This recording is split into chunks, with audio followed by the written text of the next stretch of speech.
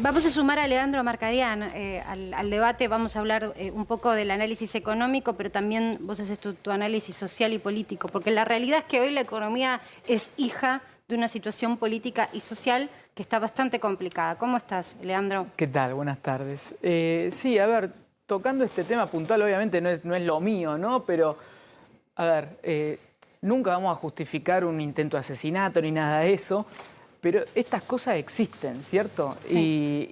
Y existen, a ver, yo mido todo desde la economía. Existe porque Argentina hoy es un lugar pobrísimo, la gente tiene digamos, una calidad de vida horrible, muy mala, muy baja. A ver, para dar un par de datitos, el ingreso promedio en Argentina para aquellos que tienen algún tipo de ingreso es de 60.000 pesos, 66.000 para ser exacto, son $200. ¿Sí? Entonces, nadie puede ser feliz viviendo en promedio con $200. Entonces, cuando tenés, digamos, una pobreza tan, pero tan, digamos, extendida a lo largo de la comunidad, de la sociedad, la población va a buscar algún responsable y el responsable termina siendo generalmente el que gobernaba, el líder, quien sea. Ahora, cada uno va a reaccionar a eso de formas distintas, ¿no? Algunos se quejarán por Facebook, otros se meten en política para cambiar la realidad y otros te arman una guillotina. Ahora, existe eso igual, o sea, más allá de lo que hayan hecho este grupo de gente, no hay que creer de que porque por ahí son 3, 4 loquitos que no están coordinados, esos mensajes no existen en la sociedad y que no hay otra gente que esté igual y que esté totalmente desesperada. Por eso lo que yo planteo, Leandro, que hay un proceso acá y lo planteaba Carlos también, el tema de que la caída del 2001 a la fecha, o sea, que es la destrucción de la clase media en la Argentina, es una caída en picada que genera este tipo de situaciones donde está el miedo a perderlo todo, el descontento permanente como forma de criarte en una sociedad que salís de la escuela y no te da una oportunidad ni te está esperando para tener un laburo. Y después, a ver, acceso a una manera de comunicación y corrientes mundiales que se conectan rápidamente hasta conformar ciertas ideologías que te permiten que se junten estos grupos. Te doy un ejemplo muy claro. Yo tengo 37 años, ¿correcto? Fui a la UBA, después hice posgrado acá. No hay uno solo de mis amigos de la universidad que vive en Argentina. Se fueron todos, ¿sí? Entonces, a ver, clase media alta, me pude educar, pude hacer prácticamente todo lo que quise. O sea, yo no vivía con $200. Ahora, el que sí vivía en esa realidad, o sea, yo te lo planteo al revés. Me parece extraño que habiendo vivido todos estos años de pobreza extrema en Argentina, no hayamos tenido un atentado antes. Porque la desesperación que vive la sociedad te lleva a estas cosas. O sea, de vuelta, no lo justifico, pero a mí no me parece raro que alguien que por ahí se fundió, no tiene un mango, ve al hijo comer la basura, que no piense en el líder político como el máximo responsable y en la desesperación vaya a ser una animalada. No, y te criás en un ambiente violento, por definirlo. Lo que no justifica la violencia, sino que le da... O sea, hay que estudiarla, analizarla y resolverla. Pero lo que él escribe con precisión, si vos haces un análisis histórico de varios sistemas totalitarios, el comienzo tuvo que ver con esto. No era una cosa organizada, sino era bronca más que nada, frustración. Digo, miremos a Europa también.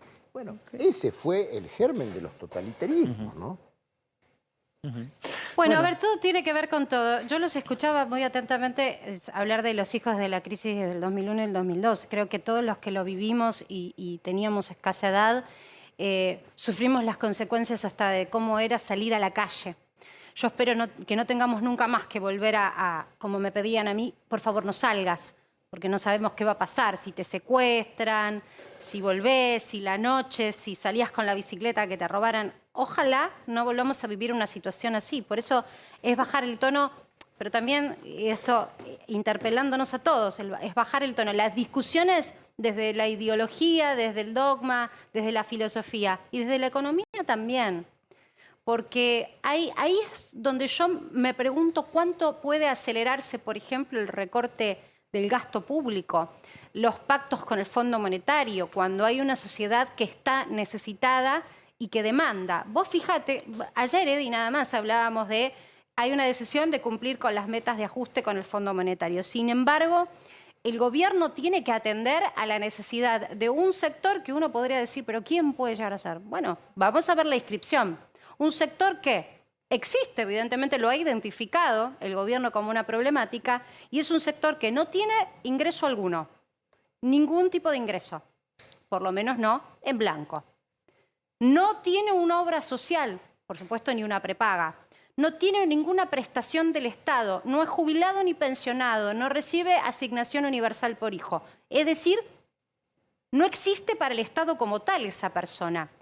Y se va a incorporar a partir de ahora de esta posibilidad, si quisiera, a un registro, porque no es que el Estado lo va a buscar, es esa persona yendo a buscar al Estado para pedir que este bono, ¿de qué estoy hablando? Del bono que venimos contando, se va a hacer en 2 pagos. En total son 45.000 pesos, pero viene a mediados de noviembre y luego en diciembre.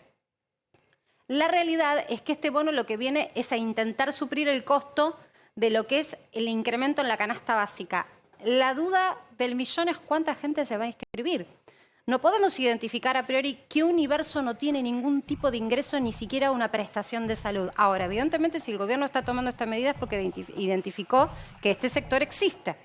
Atención con eso. ¿Cómo se financia? Bueno, con la recaudación tributaria que se logró mediante el dólar soja. A mí me preocupa enormemente que el gobierno esté preocupado porque hay un sector que no tiene ingreso alguno y que ni siquiera tiene una prestación de salud. O sea, que hay alguien que hoy no recibe nada de ningún tipo de aporte del Estado.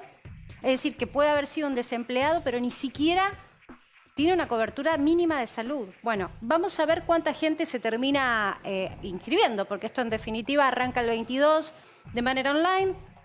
Creemos que si es alguien que no tiene ningún tipo de ingreso, tampoco tendría una computadora, por eso se hace la posibilidad para que mediante se puedan presentar y se pueda hacer presencial el trámite en cualquier dependencia, entiendo, de ACES, a partir del 24. Vamos a ver cuántos se anotan. Esto es interesante porque en realidad estamos discutiendo sobre cumplir o no con el pacto con el Fondo Monetario para ver hacia dónde va la Argentina. Esto de que tanto se volvió a hablar, si hay expectativas, si hay esperanza, hacia dónde vamos. Bueno, en teoría el presupuesto ancla esas expectativas y marca un horizonte y eso está negociado con el Fondo Monetario. Por eso recalco, ¿se cumplirá o no se cumplirá esto que hoy tuvo un dictamen y que a priori hay algunas negociaciones ya con la oposición? Por ejemplo, la primera, algo que hasta ahora nadie entendía por qué, suena hasta lógico. Si todos pagan, si todos están condenados a pagar el impuesto a las ganancias, ¿por qué los jueces no? Sí, los nuevos jueces que se incorporaron ya hace un tiempo al sistema judicial sí pagaban, pero los que ya estaban adentro del sistema judicial eran empleados que no pagaban el impuesto a las ganancias.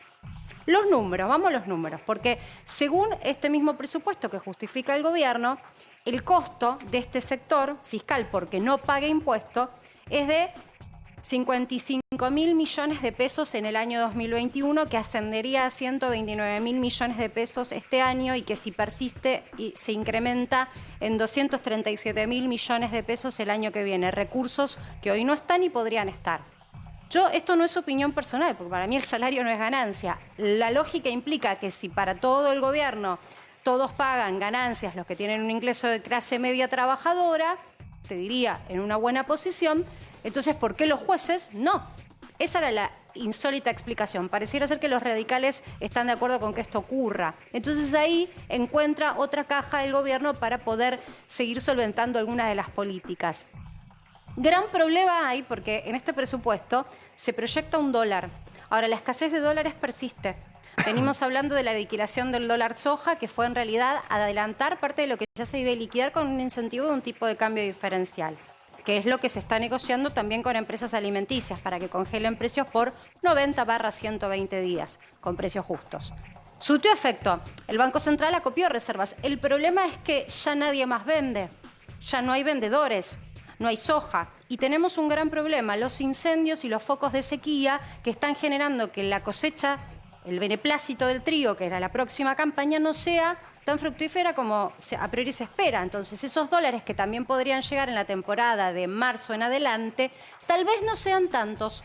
Y este es un grave problema que empieza a mirar de cerca el Banco Central. Entonces, ¿cuál fue la decisión? Te diría, desde la práctica, ya es un desdoblamiento de hecho. El Banco Central saca a los importadores del mercado con un nuevo sistema que se llama CIRA. El punto es, Los que presentaron, por ejemplo, medidas cautelares porque no recibían los dólares en tiempo y forma para insumos y necesitaban fabricar, fueron a la justicia y los obtuvieron, que creo que hay unas 4.000 o 5.000 cautelares presentadas, no van a poder tener más dólares para importar. Si fuiste a la justicia, entonces el gobierno dice, usted no está dentro del listado de gente que puede comprar divisas. Hay un montón de empresas, por eso insisto en el número. Dicen que de hecho fueron 1.800 millones de dólares que se fueron mediante estas cautelares. Entonces ahí ya tenés a alguien que no va a acceder. Pero además lo que dicen las empresas es que se cae el sistema todo el tiempo. El gobierno culpa a los bancos que todavía no adecuaron el sistema. En lo concreto, para hacerte explícita, el Banco Central logró en estas 4 jornadas acumular divisas, 50 millones de dólares nada más. Pero sacó a todos los jugadores del mercado. Y entonces cuando vos mirás la cantidad de dinero que mueve hoy el mercado del dólar, es en realidad un cuarto de lo que movía en un día como hoy, hace un mes, cuando estaban los liquidadores. Y eso no es algo bueno, eso nos está marcando lo que el gobierno está de alguna manera haciendo. El pacto era no vamos a devaluar. Entonces lo que no devalúan es un mercado en el que el único participante relevante es el Banco Central. Ahora ya las empresas empiezan a mirar otro dólar, que es el que pueden acceder, que es el contado con liquidación. Ahí, a ese lugar están empujando las empresas que quieren comprar divisas, incluso cuando estas mismas empresas dicen es para importar insumos para fabricar. Y esto es relevante saberlo en Argentina, porque te voy a mostrar cómo quedó el tipo de cambio. Y la gran pregunta que le quiero hacer a Leandro, que es la que se preguntan en el gobierno. ¿Qué dicen en el gobierno? Lo estamos haciendo adrede, casi que queremos, esto es en off, por supuesto, porque en realidad el pacto político es no hablar de devaluación. Estamos casi generando un dólar simbólico y marginal, tipo de cambio oficial, al que solo accede el Banco Central, casi que es una pantomima de tipo de cambio, una actuación de un tipo de cambio, porque en la formalidad se necesita un número y es este. Pero en la práctica, el que quiere dólares que vaya y lo compre en otro lugar. Claro, pero el lugar en donde lo compre, incluso cuando a veces baja o se mantiene estable, es este lugar. El del contado con liqui a 304 o el del dólar bolsa, que fíjate que cerró igual. Pero estos son los que están moviendo el dinero, 292. ¿Por qué hago hincapié en esto? Porque hasta ahora la gran duda que había es, ¿y si en realidad los precios ya estaban con esto de la remarcación de por si las dudas? Los precios de la economía ya estaban girando en torno a un dólar de 300 o 290 pesos. ¿Para qué vamos a sostener y seguir vendiendo reservas? Se preguntaban en el equipo económico. Hagamos la prueba, mandemos a todos a que vayan al dólar bolsa y al contado con liqui. Por lo pronto no estalló. Se mantienen estos valores, sí, un divorcio de tipo de cambio importante, roza el 100%, pero no estalló. Y la inflación persiste alta. Pero la teoría es, ya los precios de la economía se remarcaron a estos valores. Que siga así. Esta es la tesis económica. Le quiero preguntar a Leandro si vos lo ves de esta manera. A ver, la tesis es los precios están a un dólar de 300, por lo tanto, aún si devalúan no va a haber fogonazo inflacionario. ¿Esa es la teoría del gobierno? No me suena, la verdad que no. A ver, puede ser que los precios estén al dólar de 300, pero es imposible que por más que, digamos, todavía hay cosas que están, digamos, los importadores, digamos, si bien vos decís que ahora los están, digamos, corriendo el mercado. En estos primeros días, ¿no? Por eso, bueno, pero el tipo sigue importando al oficial, entonces es medio irrisorio creer que vos vas a tocar el tipo de cambio y le vas a dar, a ver, hay una brecha del 100, no es poquita la brecha, entonces para cerrar esa brecha el movimiento que vas a tener que hacer no va a ser marginal, va a ser, digamos, un salto importante en el tipo de cambio, 30, 40, 50%, andás a ver, a menos que eventualmente quieran cerrar esa brecha, entonces tenés un salto del 100%. Entonces sería irrisorio creer que vos haces semejante movimiento en el tipo de cambio y eso no tenga alguna consecuencia en los precios. Me hace acordar un poco a cuando Macri Sí, por eso, es el mismo razonamiento, o sea, se están equivocando de la misma forma. No tenías esta brecha y sí era real que las empresas tenían otro tipo de acceso al mercado. Ahora están probando a ver qué pasa si las empresas van obligadas a comprar a donde la parte del gobierno considera que puede, estas empresas financiar y solventar, que es este dólar. Porque el punto que algunos economistas que acompañan al equipo económico dicen o razonan es, en realidad la empresa va a tener que absorber alguna estructura de sus costos. No puede trasladar todo al consumidor, supuesto, porque llega un momento en que el consumidor pero, no demanda más. De por sí lo están haciendo. A ver, no es que el costo a la empresa le aumenta al 100% y te lo trasladan directamente. Pues de vuelta, a ver, el argentino promedio gana $200. Digamos, la empresa no te puede trasladar todo porque si no se funde. Entonces, obviamente, a ver, todo esto, fíjate que nos está llevando a una situación, una encerrona terrible, ¿no? Porque tenés la brecha del 100, la inflación al 100, no sabés qué hacer con el tipo de cambio. Si ajustás, vas a terminar fundiendo las empresas o vas a tener un fogonazo inflacionario que va a terminar fundiendo a los consumidores, mayor pobreza.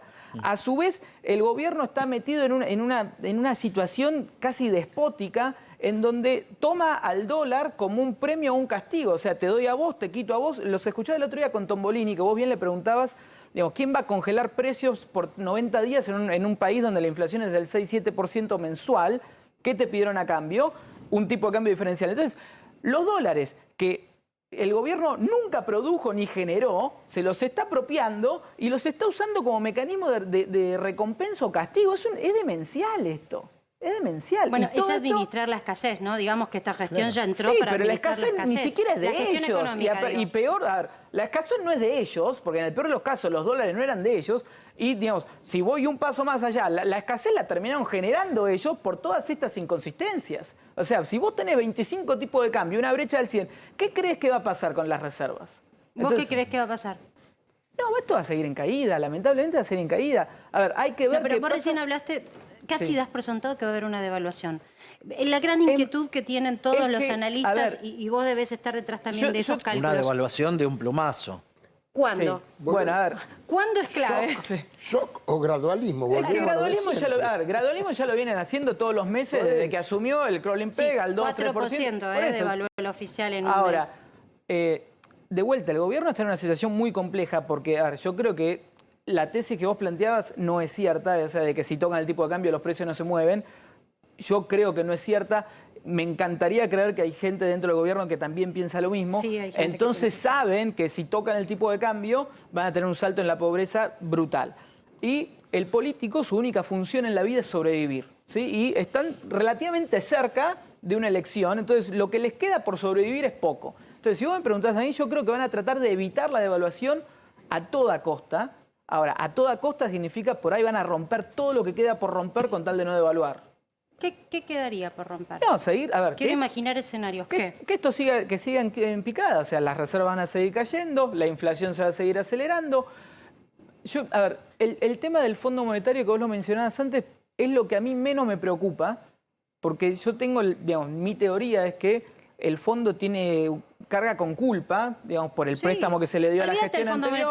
Monetario. Está con Hagamos cola de cuenta. paja el Por fondo. eso, Sí, entonces- hagamos de cuenta que viene un economista del exterior y asesoró. Ponelo Por en eso, esos viene términos acá, el Fondo Monetario. y van es un pasando vedor de un por eso, presupuesto. van pasando las revisiones. Pero bueno, a ver, también esto no es muy sostenible. Por ejemplo, el sistema este que vos planteabas, mejor dicho, que el gobierno está gestionando sobre las importaciones. Ciro. Está todo el mundo fuera de ese sistema, ¿no? O sea, no puede... Primero, el que se quejó porque no le daban dólares ahora está siendo castigado, ¿sí? O sea, despotismo total. Segundo, ¿cuánta gente necesitas si vos efectivamente quisieras administrar el comercio exterior desde una oficina en el Ministerio de Economía? ¿Cuánta es la capacidad humana que requerís para entender las necesidades de todas y cada una de las empresas, de todos y cada uno de los productos que la Argentina necesita importar para que la economía, digamos, crezca y florezca? Entonces, es imposible que eso salga bien. Entonces, todo esto te va a terminar llevando a un escenario, digamos, contractivo.